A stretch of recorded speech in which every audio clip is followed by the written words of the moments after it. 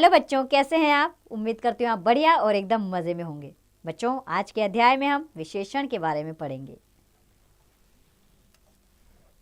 तो आइए विशेषण को जानने के लिए एक अनुच्छेद को पढ़ लेते हैं जो सामने चित्र के अनुसार दिया गया है।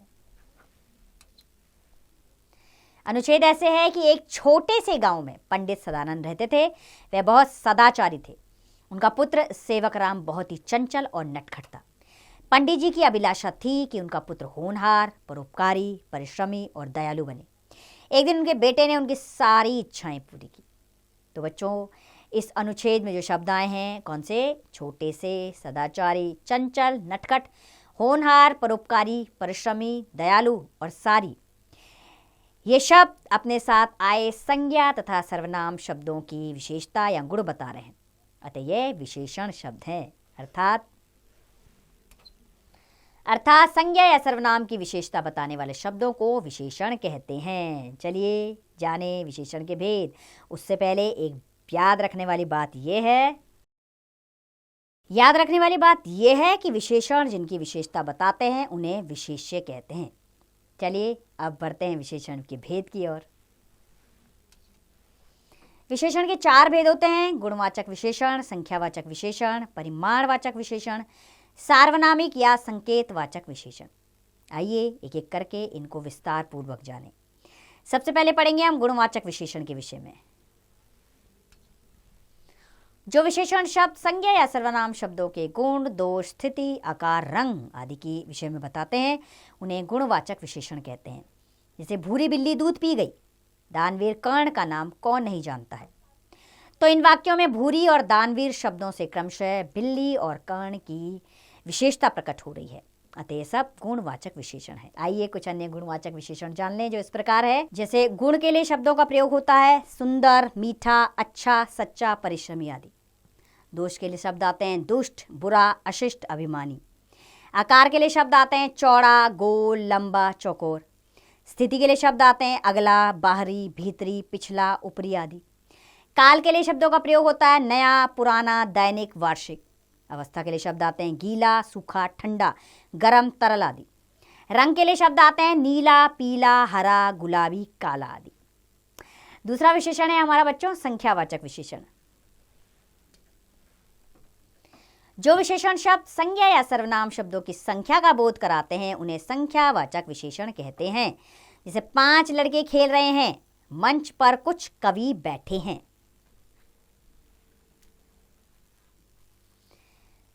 इन वाक्यों में 5 शब्द से निश्चित संख्या का तथा कुछ शब्द से अनिश्चित संख्या का बोध हो रहा है। अतः यह शब्द संख्यावाचक विशेषण है।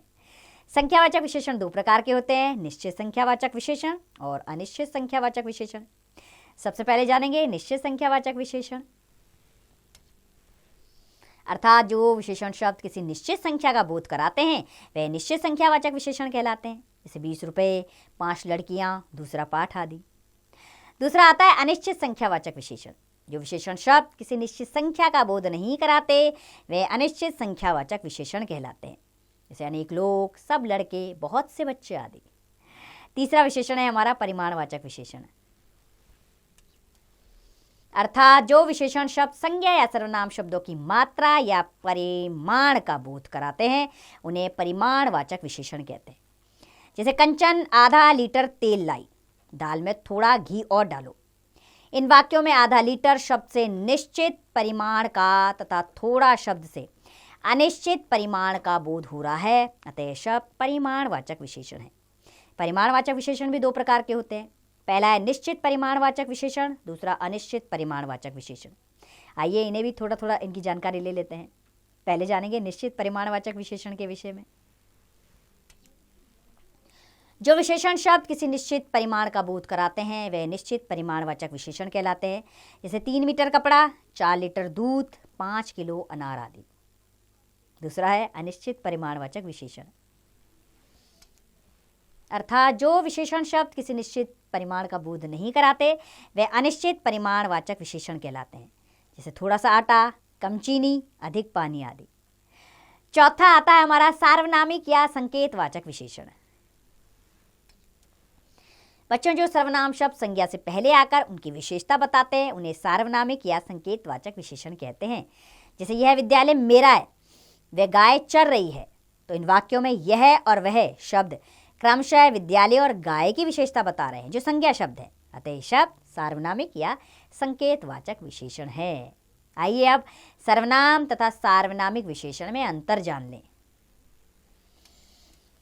जब कोई शब्द संज्ञा के स्थान पर प्रयोग किया जाता है तो वह सर्वनाम कहलाता है, परंतु जब वह शब्द संज्ञा से पहले आकर विशेषण का कार्य करता है तो वह सार्वनामिक विशेषण कहलाता है।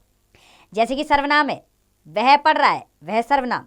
सार्वनामिक विशेषण, वह लड़का पढ़ रहा है, लड़का से पहले आया संज्ञा से पहले, तो सार्वनामिक विशेषण बन गया। कोई दरवाजे पे खड़ा है, कोई सर्वनाम।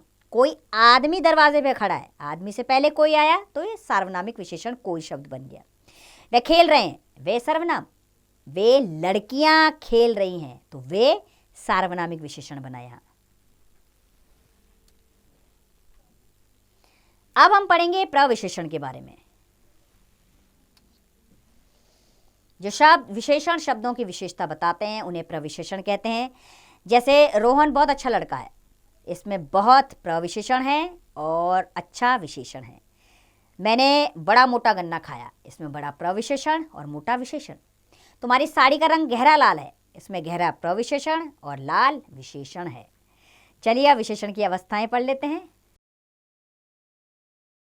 बच्चों, विशेषण जब किसी वस्तु या व्यक्ति के गुण दोष बताता है तो गुण दोष की मात्रा कम या अधिक हो सकती है।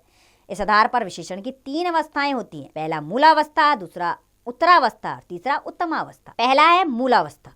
इसमें किसी वस्तु, व्यक्ति या स्थान की विशेषता का बोध होता है। जैसे नीलू दुबली लड़की है, अजय अच्छा खिलाड़ी है, इसमें इनकी विशेषता बताई जा रही है। दूसरा होता है उत्तरावस्था। इसमें 2 वस्तुओं, व्यक्तियों, स्थानों की तुलना की जाती है। जैसे सीमा रीमा से अधिक सुंदर है, सर्वजीत बलजीत से अधिक कंजूस है, इसमें तुलना का भाव है, तो उत्तरावस्था है। तीसरा है उत्तमावस्था। इसमें अनेक वस्तुओं, व्यक्तियों, स्थानों की तुलना करके किसी एक को सबसे अच्छा या बुरा बताया जाता है।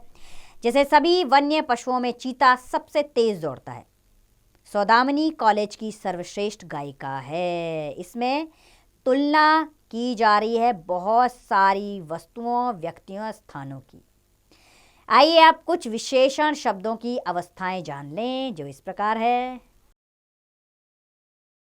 जैसे मूलावस्था है अल्प, उत्तरावस्था अल्पतर और उत्तमावस्था अल्पतम।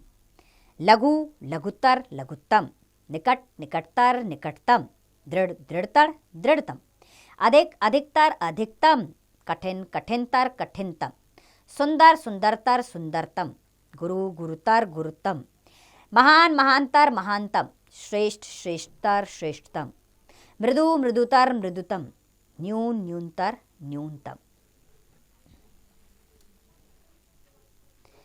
चलिए अब विशेषण शब्दों की रचना भी जान लेते हैं। तो बच्चों, विशेषण शब्दों की रचना 4 प्रकार से होती है। संज्ञा द्वारा, सर्वनाम द्वारा, क्रिया द्वारा या अवयव द्वारा। तो सबसे पहले हम जानेंगे संज्ञा द्वारा विशेषणों की रचना। जैसे बात, संज्ञा शब्द है, विशेषण बना बातुनी, श्रद्धा से श्रद्धालु, उदासी से उदास, जोश से जोशीला, विशेषण बना। हृदय से हार्दिक, गुलाब से गुलाबी, अंत से अंतिम, चाचा से चचेरा, अर्थ से आर्थिक, विशेषण बना।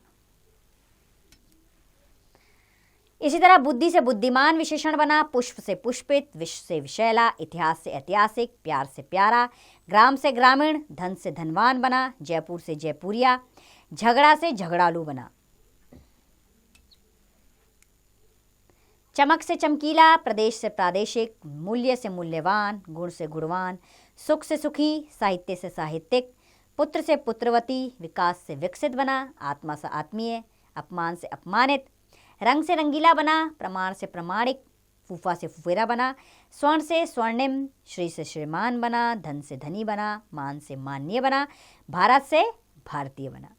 अब हम जानेंगे सर्वनाम द्वारा विशेषणों की रचना।